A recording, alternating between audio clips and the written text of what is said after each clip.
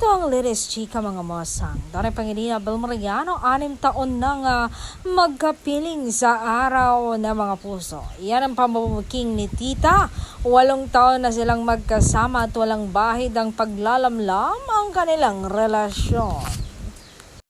Isang pangakong panghabang buhay ang datingan, hindi lang pang isang araw na selebrasyon.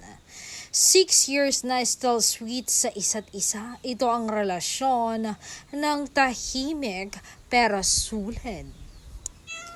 Sabi pa ni Tita, marami ang nagsasabing handa na silang mag-level up, lalo pat kitang-kitang maturity at consistency sa relasyon nila, pero bata pa sila.